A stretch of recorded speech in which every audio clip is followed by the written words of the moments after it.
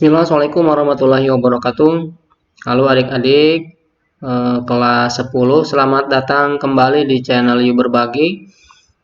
Pada video kali ini kita akan membahas Kingdom Plante ya, atau dunia tumbuhan, dan ini merupakan video part yang pertama. Namun sebelumnya, silakan dukung channel kami dengan cara subscribe, kemudian like, dan jangan lupa untuk di-share ke teman-temannya. Mudah-mudahan video ini bermanfaat. Nah, seperti biasa, sebelum kita membahas ke materinya, ini ada KD dan tujuan pembelajarannya ya. Nah, kompetensi dasarnya 3.8 yaitu KD pengetahuan, yaitu mengelompokkan tumbuhan ke dalam divisio berdasarkan ciri-ciri umum, kemudian serta mengaitkan peranannya dalam kehidupan. Nah, itu adalah KD pengetahuan. Nah, sedangkan untuk KD keterampilannya yaitu 4.8, yaitu menyajikan laporan hasil pengamatan dan analisis fenetik dan filogenetik tumbuhan serta peranannya dalam kehidupan. Nah, itu adalah kompetensi dasar dari materi yang akan disampaikan pada video kali ini. Kemudian apa tujuan pembelajaran? Nah, setelah kita mempelajari materi ini, nah adik-adik dituntut untuk yang pertama mendeskripsikan ciri-ciri umum tumbuhan lumut atau bryophyta. Nah, kemudian juga dituntut untuk bisa menggambar skema siklus hidup tumbuhan lumut, berarti metagenesis ya. Kemudian yang ketiga, menyusun klasifikasi tumbuhan lumut, berarti kelompok-kelompok lumut. Kemudian yang terakhir, menjelaskan peran tumbuhan bagi kehidupan, mungkin maksudnya tumbuhan lumut ya. Nah, baik, itu adalah KD atau kompetensi dasar dan juga tujuan pembelajaran. Nah, setelah adik-adik memahami ini, insya Allah nanti belajarnya akan terbayang, kemudian nanti akan bisa menargetkan begitu ya dalam memahami materi ini. Baik, kita mulai untuk materi yang pertama. Nah, sebelum kita membahas tumbuhan lumut ya, karena pada video ini kita akan membahas tumbuhan lumut. Nah, alangkah lebih baiknya kita bahas ciri umum daripada tumbuhan itu sendiri. Nah, bagaimana sebuah atau bagaimana makhluk hidup itu digolongkan ke dalam tumbuhan. Nah, ini ada beberapa ciri begitu atau beberapa kategori. Yang pertama, tumbuhan itu memiliki akar, batang, dan daun, jelas. Nah, kemudian sel tumbuhan itu bersifat eukariotik. Nah, ini artinya bahwa sel yang dimiliki oleh tumbuhan ini dia memiliki membran inti sel atau selaput inti sel. Nah, kemudian yang selanjutnya ini jelas memiliki kloroplas. Nah, sehingga nanti tumbuhan ini mempunyai ciri khas yaitu bisa melakukan fotosintesis begitu ya, karena memiliki klorofil. Nah, kalau bisa melakukan fotosintesis berarti jelas tumbuhan itu termasuk ke dalam autotrof gitu ya. Nah, kemudian yang terakhir, tumbuhan itu memiliki dinding sel yang tersusun atas selulosa, sehingga sel tumbuhan itu bersifat kaku ya, berbeda dengan misalnya dengan hewan-hewan itu kan tidak memiliki dinding sel sehingga elastis. Nah, itu adalah ciri daripada tumbuhan begitu ya. Baik, kita lanjutkan. Nah, ini adalah peta konsep begitu ya. Jadi sebelum adik-adik membahas tumbuhan lumut, kemudian tumbuhan paku dan sebagainya, nah alangkah lebih baiknya ini untuk dipahami secara keseluruhan. Nah, bagaimana tumbuhan itu kita akan membahas apa saja begitu. Nah, ini adalah gambarannya. Jadi tumbuhan itu dibedakan menjadi dua kelompok berdasarkan ada tidaknya pembuluh. Ternyata tumbuhan ada yang berpembuluh dan juga ada yang tidak berpembuluh. Nah, contohnya untuk tumbuhan tidak berpembuluh yaitu lumut yang akan kita bahas pada video ini. Nah, sedangkan tumbuhan yang berpembuluh, nah ini anggotanya banyak begitu ya. Yaitu ada tumbuhan spora dan tumbuhan berbiji. Ini dibedakan dari alat perkembangbiakannya begitu ya, atau dengan cara berkembang biaknya. Ada yang berkembang biak dengan spora, ada juga yang menggunakan atau menghasilkan biji. Nah, tumbuhan yang menghasilkan spora yaitu paku ya atau Pteridophyta. Nah, kemudian tumbuhan berbiji, nah ini juga lebih banyak anggotanya. Tumbuhan biji ada yang tumbuhan biji terbuka atau istilahnya itu gimnosperme, kemudian tumbuhan biji tertutup atau angiosperme. Nah, kemudian tumbuhan biji tertutup ini dibagi lagi menjadi dua, yaitu monokotil dan dikotil. Nah, ini adalah gambaran umum materi atau kelompok tumbuhan kingdom Plantae. Jadi terbayang ya, setelah melihat bagan ini kita akan belajar sampai mana begitu ya batasannya. Nah, untuk pertemuan atau video pertama ini kita hanya akan membahas mengenai lumut atau Bryophyta. Nah, ini ada gambar, tentu adik-adik juga mengetahui ya, ini adalah gambar lumut dan ini bisa dijumpai dalam kehidupan sehari-hari. Mungkin di pinggir rumah ya, di halaman rumah ada tumbuhan ini. Nah, apa sebetulnya ciri-ciri daripada lumut secara umum? Pasti lumut itu berklorofil ya, dan kemudian bersifat autotrof karena ini merupakan ciri daripada kelompok tumbuhan atau kingdom Plantae ini. Nah, berklorofil karena ini lumut ini berwarna hijau. Kemudian tidak memiliki berkas pengangkut ya. Nah, seperti yang tadi dipisahkan dari tumbuhan berpembuluh. Nah, tumbuhan lumut ini tidak memiliki berkas pengangkut, jadi otomatis tidak memiliki pembuluh xilem dan pembuluh flum. Nah, kemudian tumbuh di tempat yang lembab ya, jadi ini juga bisa dijadikan sebagai indikator ya, indikator lingkungan. Kemudian ternyata lumut itu merupakan peralihan antara tumbuhan Talophyta atau disebut juga tumbuhan talus dan kemudian Chromophyta ya. Jadi ini merupakan peralihan. Apa yang dimaksud dengan Talophyta atau tumbuhan talus? Jadi tumbuhan talus itu adalah tumbuhan yang tidak bisa dibedakan antara akar, batang, dan daun. Jadi membingungkan begitu ya, mana organ akarnya, mana organ daun dan sebagainya.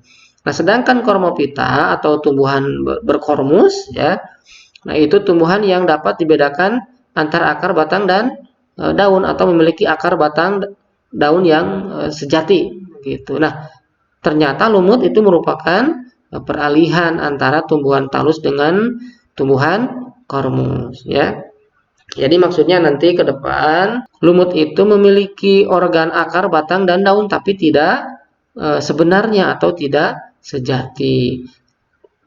Nah, kemudian ciri lumut yang selanjutnya yaitu mengalami pergiliran keturunan atau disebut juga metagenesis.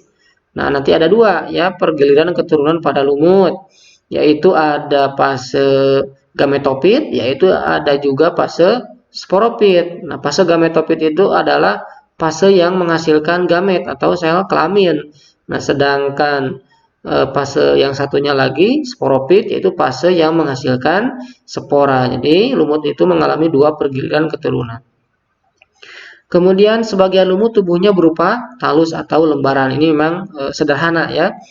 Nah, kemudian belum dapat dibedakan antara akar, batang, dan daun ya. Walaupun hanya mirip ya, organ mirip akar, organ mirip batang, dan juga organ mirip daun. Nah, itu ya.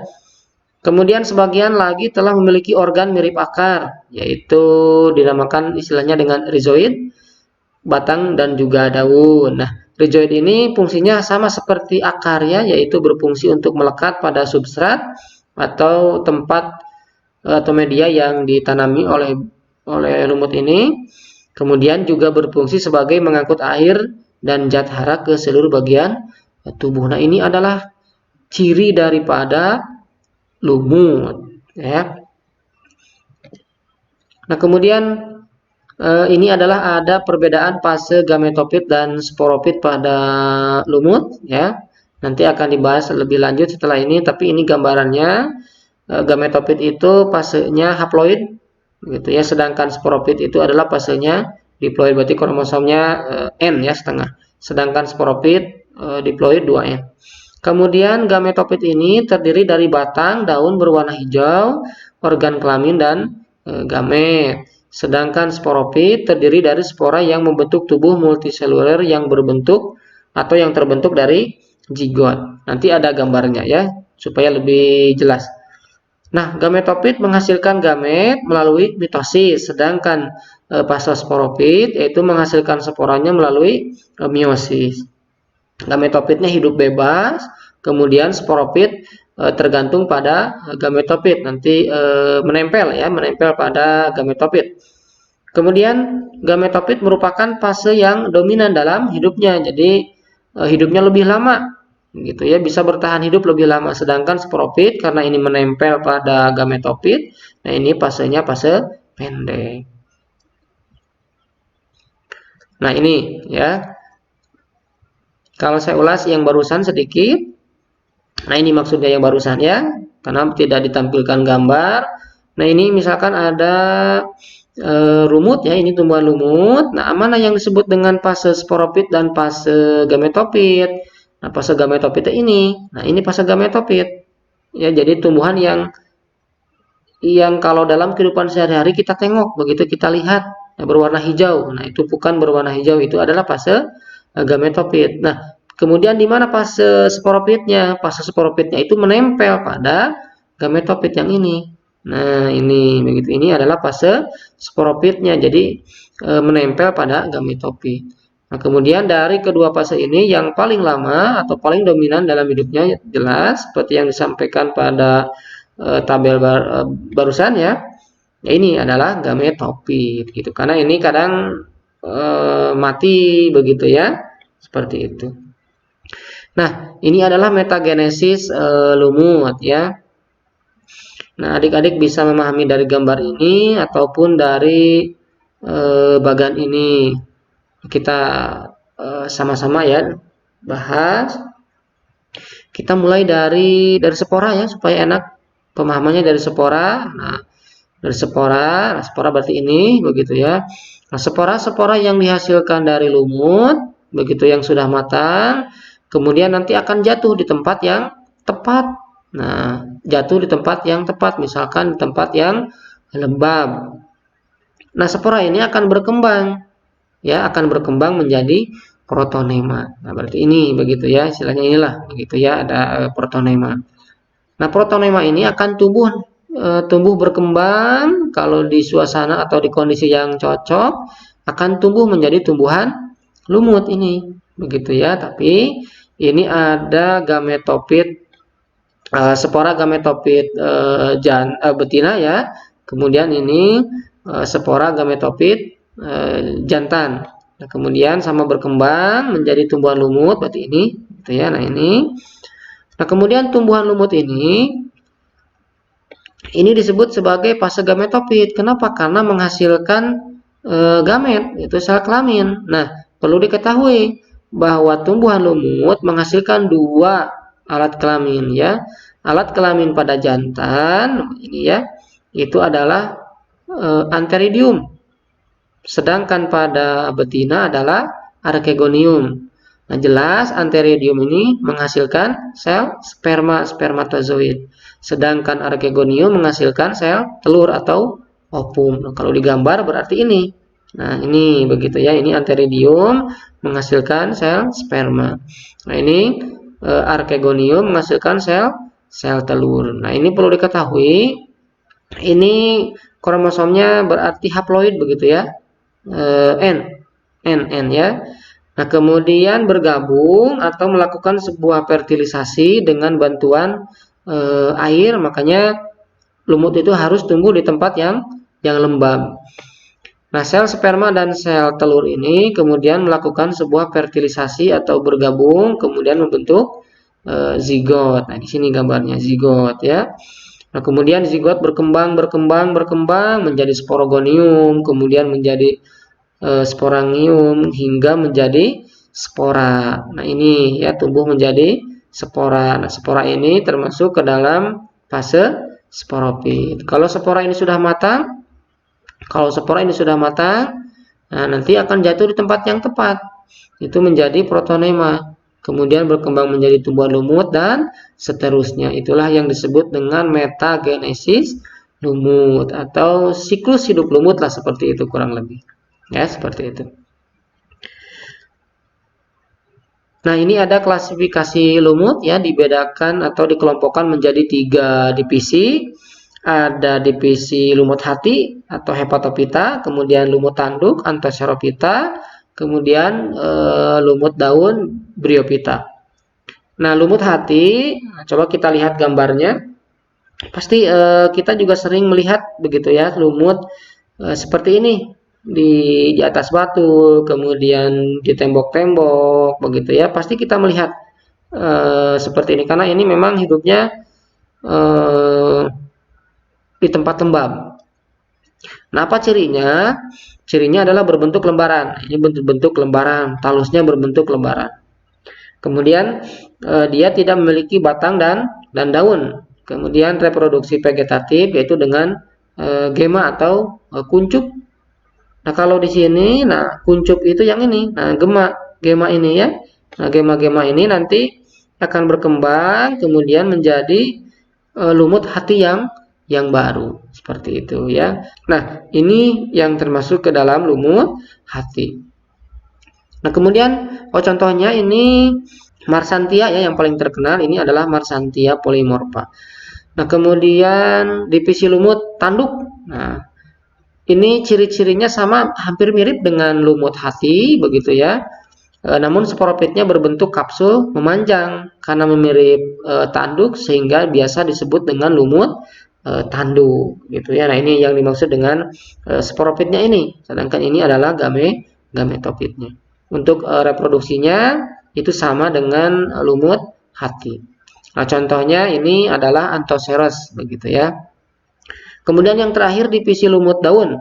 Nah, ini adalah disebut juga lumut sejati. Nah, kenapa lumut sejati? Karena ini lebih mirip dengan tumbuhan pada umumnya, gitu ya. Berbeda dengan lumut hati dan lumut tanduk, itu lebih sederhana. Tapi kalau lumut daun disebut juga lumut sejati karena memang hampir mirip dengan tumbuhan pada umumnya. Nah, bentuk tubuhnya berupa tumbuhan kecil, ya, memiliki bagian seperti akar, yaitu rhizoid tadi, ya, batang dan daun. Kemudian reproduksi vegetatif dengan membentuk kuncup pada cabang batang. Nah, ini begitu ya, ini tumbuhan lumut daun seperti ini. Ini pasti kita juga sering melihat di lingkungan atau di sekitar rumah kita. Bahkan ini bisa hidupnya menempel di atas genteng begitu ya, kemudian di dinding tembok yang basah. Nah, ini selalu ada ya. Nah, ini yang disebut dengan sporopitnya, jelas sporopit begitu. Kemudian ini adalah gametopitnya. Ini contoh yang paling terkenal yaitu lumut sphagnum. Nah, lalu apa contoh atau manfaat daripada lumut ya dalam kehidupan? Nah, lumut ternyata bisa dijadikan sebagai bahan obat untuk sakit hepatitis atau liver ya. Contohnya Marsanthia berarti termasuk ke dalam kelompok lumut hati. Kemudian sebagai bahan pembalut dan sumber bahan bakar, contohnya sphagnum, lumut gambut, berarti ini tergolong ke dalam lumut daun ya. Kemudian sebagai obat kulit dan mata, contohnya sphagnum. Nah, kemudian penyedia oksigen, nah ini jelas begitu ya, penyedia oksigen. Kemudian penyimpan air karena sifat selnya yang menyerupai spons. Nah, di mana-mana ada lumut berarti lingkungan tersebut bisa dikatakan bersih begitu ya, tidak mengandung udara yang kotor. Nah, baik, itulah pembahasan mengenai tumbuhan lumut. Nah, untuk selanjutnya setelah video ini akan ada video part yang kedua, yaitu pembahasan tentang tumbuhan paku ya, kemudian nantinya tumbuhan berbiji. Baik, cukup sekian pembahasan tentang lumut ini pada video part yang pertama. Silakan di-share, mudah-mudahan bermanfaat. Sampai ketemu lagi di video yang selanjutnya. Assalamualaikum warahmatullahi wabarakatuh.